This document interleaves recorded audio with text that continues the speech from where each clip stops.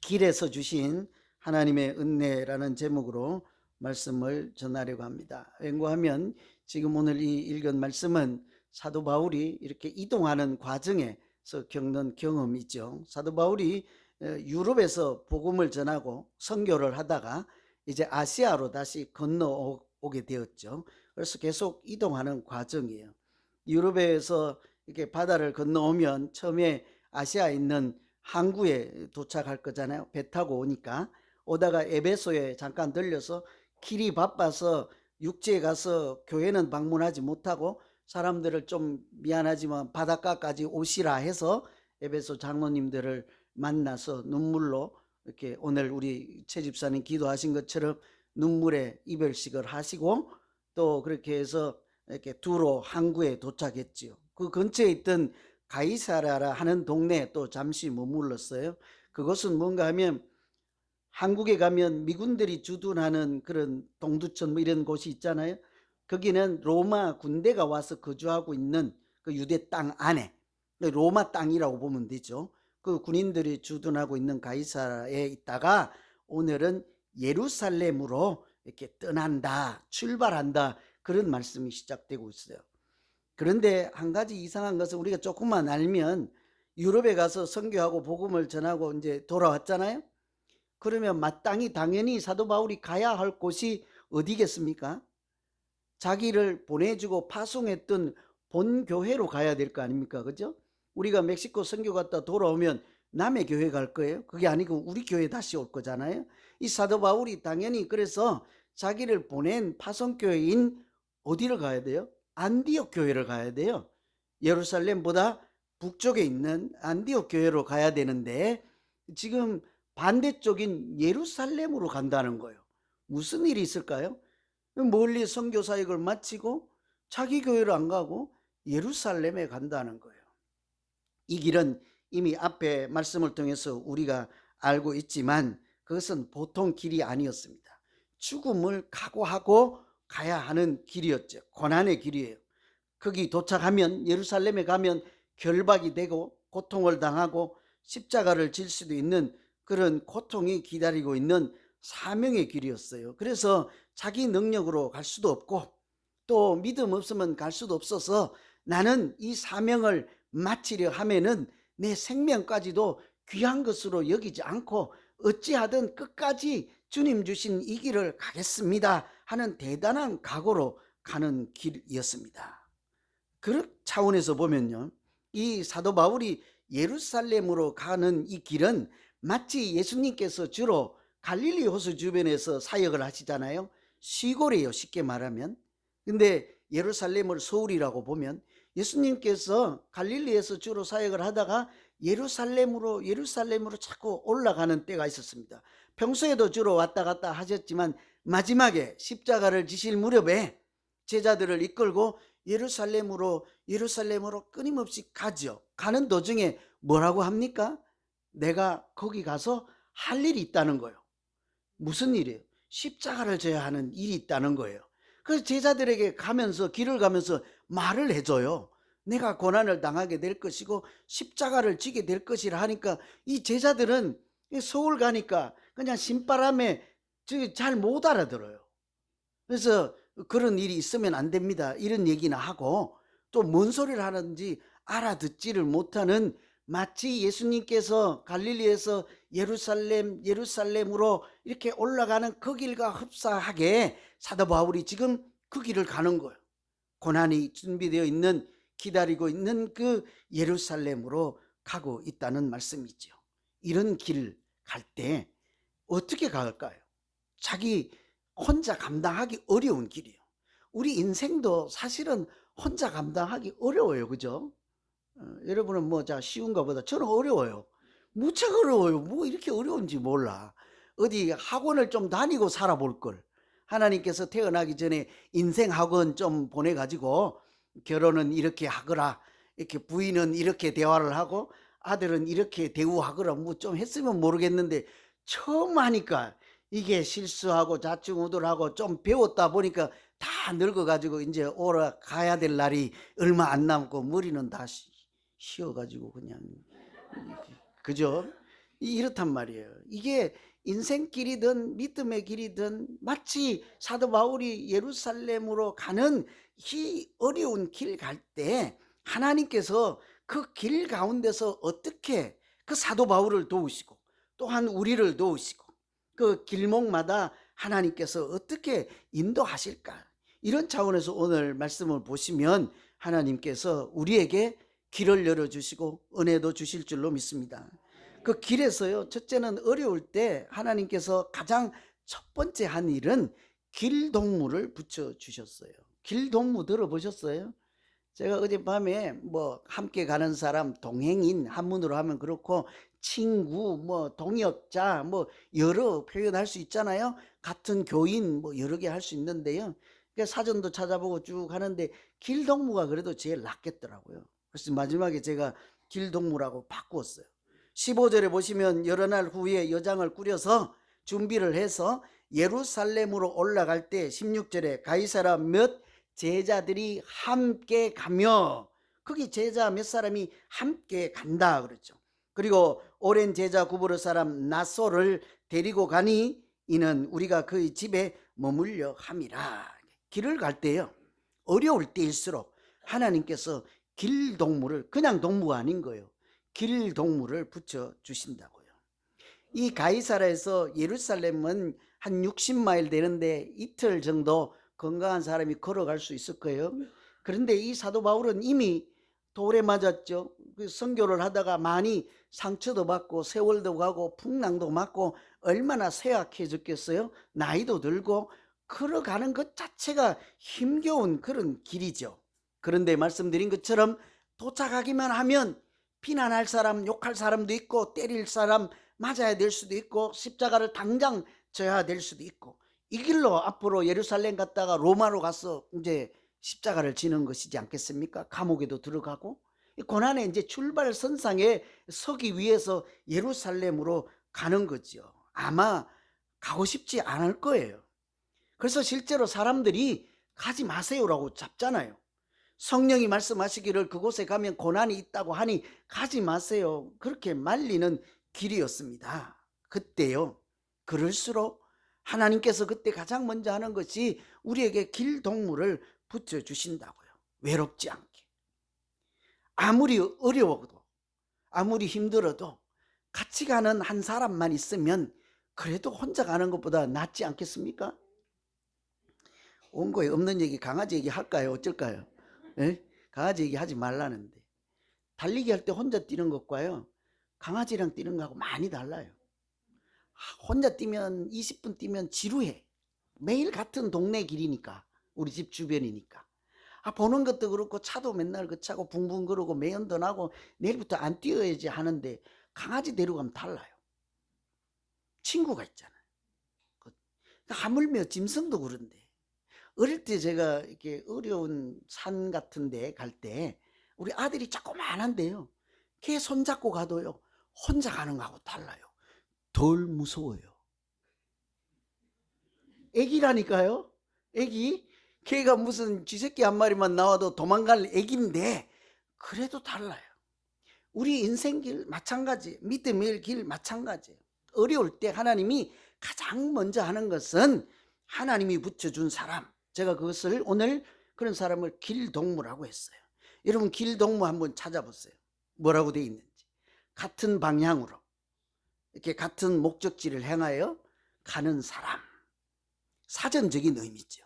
근데 실제로는요, 같은 방향과 목적지를 향하여서 가는 사람을 길동무라고 하기보다요, 사실은 같은 마음으로 가는 사람이 길동무이지 않겠습니까? 우리가 이 교회에서 믿음 생활을 같이 하고 같이 앉아 있잖아요.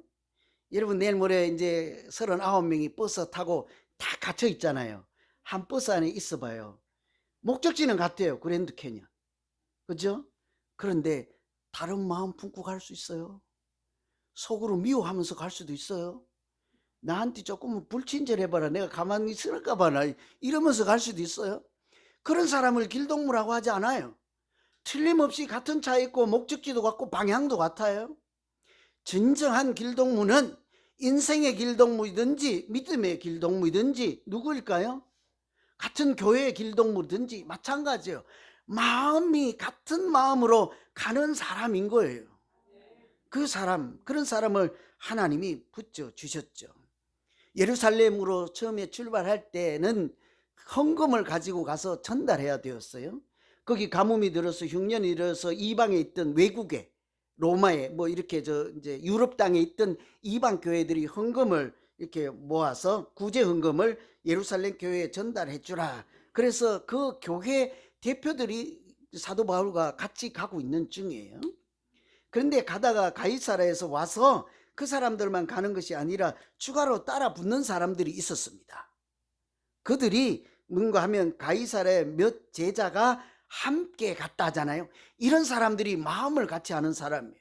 왜냐하면 가이사라에 머무는 동안 성령이 그들에게 말씀해 주셨거든요. 이 길은 고난의 길이요 죽음의 길이요 가면 안 될 수도 있는 길이잖아요. 사람들이 그 사실을 알아듣고는 말린다고요. 가지 마세요 하는데도 사도 바울이 그 길을 났을 때 그러면 혼자 가서 당하세요. 잘 감당하고 혹시라도 모르니 살아 돌아오세요. 우리가 여기 기다릴게요. 이러면 되잖아요. 그렇지 않는다고. 이 사람들은 고난의 길인 줄 알면서 선뜻 같은 마음으로 길을 나선다고요. 우리 그러지 않겠습니까? 요즘 이번에 그랜드 캐년 가는데 10번 갔다 오신 분들 있죠? 어저께 며칠 전에 갔다 온 분도 계시잖아요.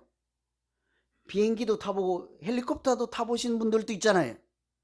그건 왜 갔어요 거기? 11번째 왜 가냐고요? 더 볼 거 남았어요? 아니면 가을바람 안 쐬면 바람이 든답니까? 왜 갔어요? 누군가에게 우리가 거기 가서 길동무 되어주고 그 사람이 믿음이 회복하고 또 건강하게 살아갈 수 있도록 내 시간을 거룩하게 낭비하는 것이지 않겠습니까? 낭비라는 이름이 붙이기도 아까울 만큼 귀한 시간을 누군가에게 내어줘서 사실은 교회를 사랑하는 마음으로 합력하여서 선을 이루는 길로 그런 것을 줄여서 한 마음으로 가는 여행인 줄로 믿습니다. 거기에 나손이라는 사람이 또 한 사람 붙었어요. 가이사라의 몇 제자들과 그 중에 나손이라는 사람이 있는데요. 부지런한 구도 잘하는 거예요. 하나님의 은혜를 사모하는 사람이겠죠. 그러니 이 사람도 사도 바울의 길에 동참한다고요. 자기들도 고난당하는 사람, 어려운 사람 따라가면 자기도 똑같이 어려울 수밖에 없잖아요. 그런데도 간다고요. 여러분 한번 생각해 보세요. 어떻게 잘 놀고 잘 먹고 좋은 차 타고 가는 사람 따라갈래요? 따라가면 돈도 없고 고난하고 핍박보고 하여튼 어려움이 뻔히 보이는 사람 따라갈래요? 그죠? 대답하지 마세요. 제가 1번 대신 해드릴게요. 그죠? 다 그렇잖아요. 근데 이 사람들은 고난이 보이는 그 길에 간다고요. 마음을 같이 하고 가는 하나님께서 붙여주신 길동무이지 않겠습니까? 하나님은 이처럼 우리가 어려울 때요 마음으로 함께 가는 사람들을 붙여주시고 또 도착하면 그 집에 머물 만한 장소까지 예비한 사람을 붙여주시죠. 여러분 우리가 이제 조금 있다가 오늘 메뉴가 이제 저는 일부에 먹어봐서 알겠지만 그 사실 메뉴를 모른다 한들 무엇을 먹느냐가 맛을 결정하는 것이 아니라 누구와 함께 먹느냐가 음식의 맛을 결정하지 않겠습니까? 여러분은 그런 거 상관없어요. 좀 낭만이 있어야 하지 않아요. 내가 사랑하는 사람이 있으면 그 음식이 짜든지 어떤지 모양새가 어떤지 관계없잖아요. 여러분 사랑하는 사람과요 길바닥에 가서 그냥 라면 끓여 보세요. 맛있어요. 그 가서 어디 가서 어두침침한 스테이크 하우스보다 훨씬 맛있어요. 안 해보셨죠? 그런 낭만을. 그래서 해보세요. 그 음식뿐만이 그렇지 않습니다. 여행길도 마찬가지예요. 어디서 무엇을 보느냐가 중요한 것이 아니라 누구와 함께 여행을 가느냐가 중요한 것이지 않겠어요? 그래서 이번에 갔다 왔는데 그랜드 캐니언 별거 아니었어요. 그러면 야단 나는 거예요. 왜요? 자기는 그 옆에 있었던 사람 때문에 행복하지 않았다고 얘기하는 것과 같기 때문에요. 아무리 보는 것이 하찮고 별거 아닐지라도 나는 나와 함께 서서 그 자리를 보는 그 시간을 내 일생의 가장 아름다운 순간이었습니다 하는 여행이 되어야 하지 않겠습니까? 여행만 그렇게 하실래요? 우리 인생과 우리의 믿음의 길을 그렇게 살아야 하지 않겠냐고요. 하나님께서 우리에게 누군가를 만나게 하시고 누군가를 붙여주셨을 때 그 사람 때문에 우리의 신앙의 맛이 달라지고 우리의 인생의 맛이 달라지기를 간절히 소망합니다. 거꾸로도 하세요. 그 사람 때문에 내 인생이 달라지는 게 아니라 나 때문에 그 사람의 인생의 맛이 참으로 향기롭고 하나님께서 기뻐하는 인생이 되도록 내가 돕는 자가 되어주면 더 행복하지 않겠습니까? 멀리 가려면요, 함께 가야 한다는 말이 있어요. 멀리 갈 때는요, 혼자 가면 사실은 처음에는 갈 수는 있는데 가다 보면 지쳐요. 가다 보면 내가 감당할 수 없겠구나 싶으면요, 주저앉아 버리고 포기하고 말지요. 그런데 누군가 함께 가는 사람이 있으면 그 사람도 똑같이 지쳐 있지만 나와 달리 우리 조금만 더 힘을 내자, 끝까지 한번 가보자, 여기까지 왔는데 여기서 그만둘 수 있겠느냐, 이런 함께 가는 사람이 있으면 인생이든지 믿음의 길이든지 하나님이 기다리시고 원하시는 먼 길을 얼마든지 가게 될 줄로 믿습니다. 하나님이 우리의 믿음의 길에 이런 길동무를 붙여주시고 서로 의지하고 사랑하게 하실 때 우리가 그런 교회 되어야 하지 않겠냐고요. 그런데요, 하나님은 그런 길동무뿐만이 아니라 사실은 하나님께서 먼저 우리에게 다가오셔서 항상 우리에게 스스로 하나님이 길동무 되어 주셨으므로 오늘날까지 우리가 존재하고 이렇게 살아있는 줄로 압니다. 성경을 읽어보시면 항상 그래요. 모세든지 아브라함이든지 야곱이든지 항상 하나님이 뭐라고 하시는지 아세요? 가라고 하죠. 바로에게 가라. 근데 항상 뒤에 내가 너와 함께 할 것이라. 두려워하지 말라는 거예요. 이사야 말씀에도 우리가 잘 아는 말씀 있잖아요.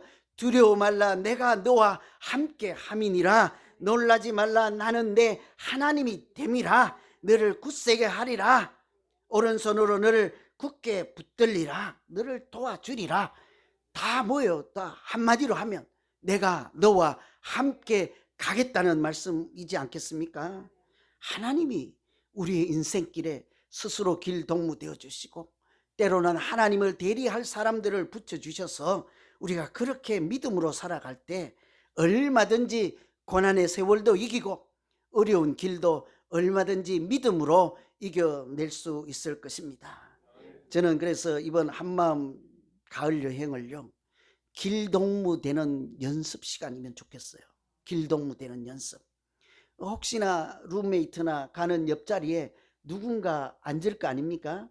그럼 친해서 자기 둘이만 앉아서 자기 둘만 저거 하지 말고 거기 보면 외로운 사람들이 있을 거예요. 어제 마음이 아팠다가 오늘 겨우 온 사람도 있을 거예요. 안 가고 싶었는데 그냥 제가 하도 미니까 간 사람들도 있을 거예요.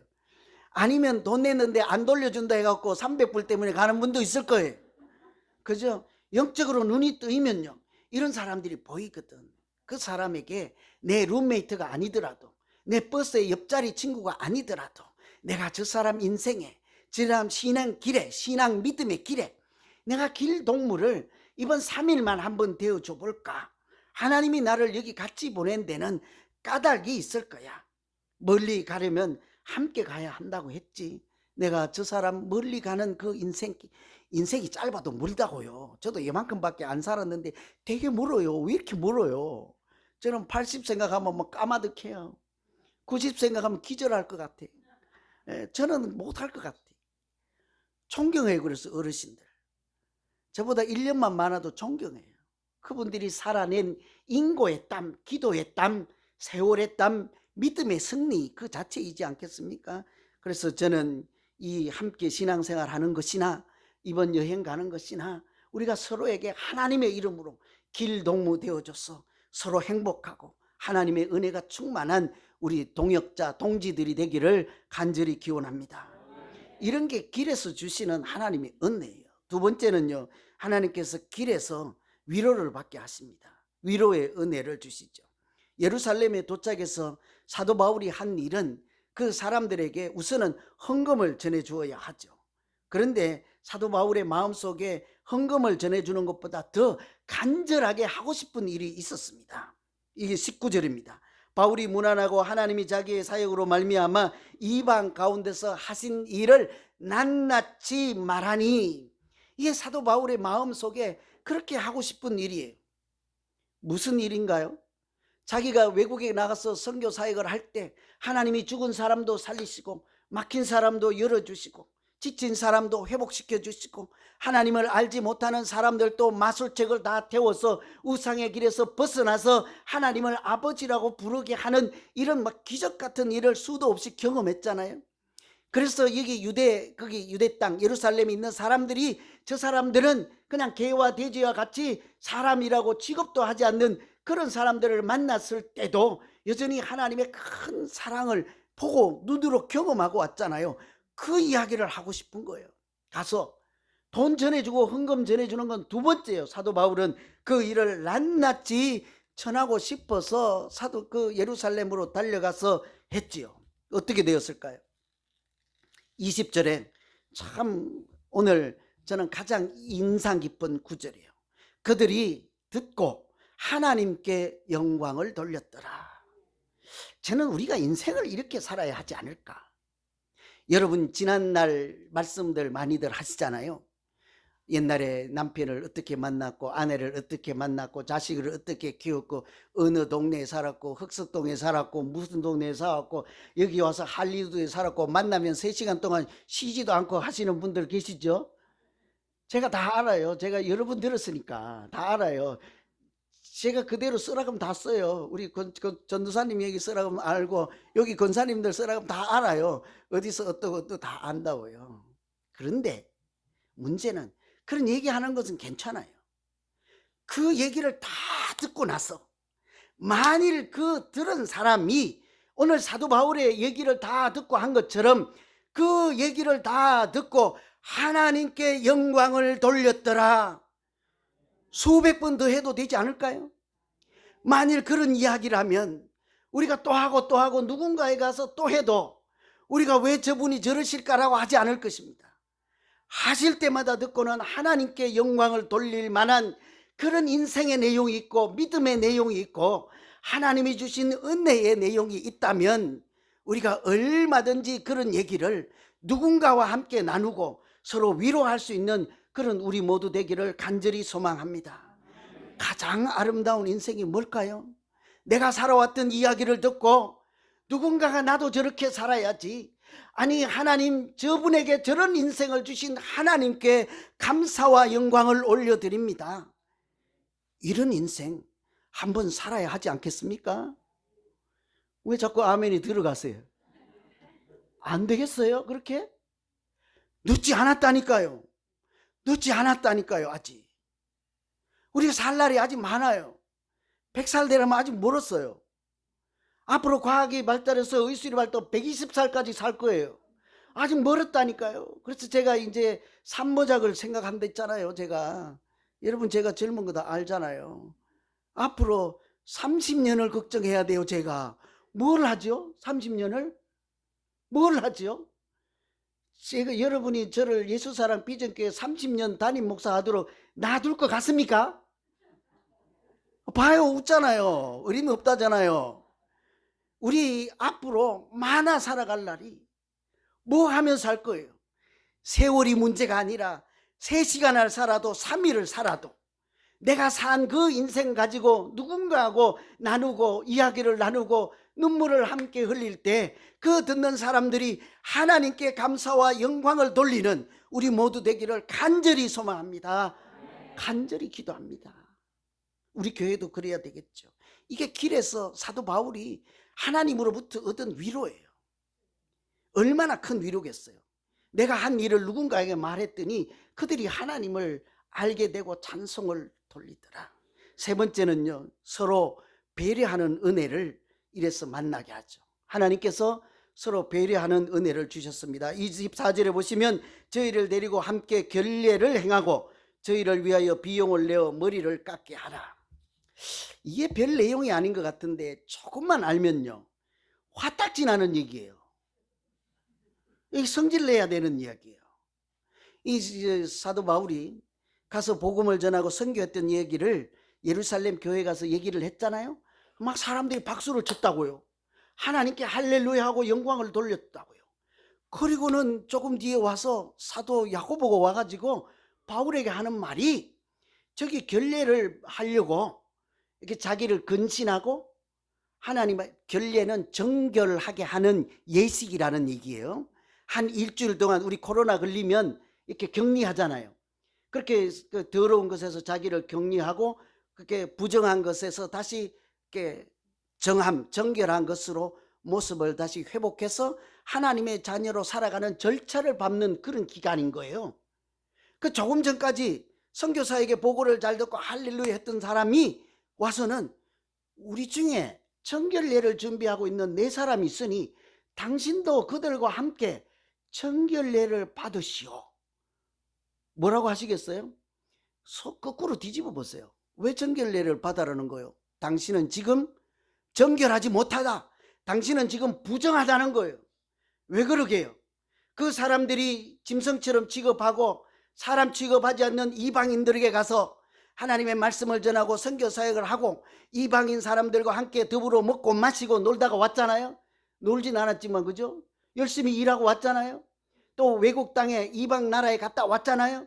그러니 당신 지금 부정하다는 거예요. 사도 바울이 그 얘기를 듣고는 속으로 화딱지가 나지 않겠습니까?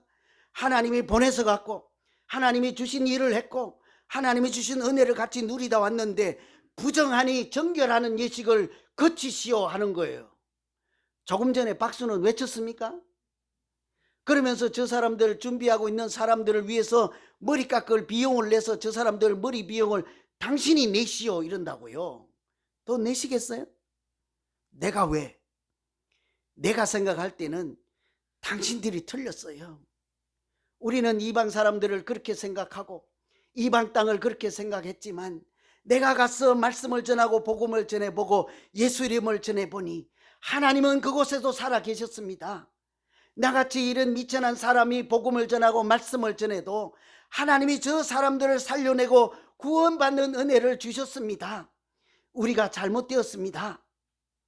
이런 얘기를 얼마든지 할 수 있잖아요. 그런데 사도 바울이 한마디도 안 해요. 그렇게 하지 않습니다.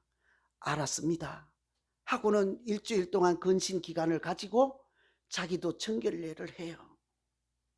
얼마나 큰 배려예요. 웬고하니 사실은 그 사도 야고보가요, 이 사도 바울을 지극히 아끼는 마음으로 그랬거든요. 이곳에 당신을 이렇게 노리고 모세의 율법도 지키지 않는다. 당신 아들들에게 할례도 시키지 말라. 그렇게 우리가 지금 이렇게 믿고 따르고 지키고 있는 하나님의 말씀을 당신이 다 지키지 않는다고 소문이 팍하게 나 있습니다.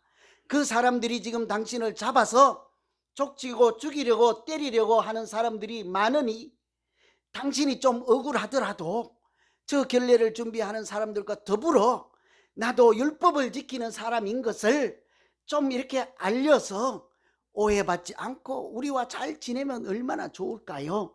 그러니 한번 해보시겠습니까? 이런 마음으로 권면을 한 거예요.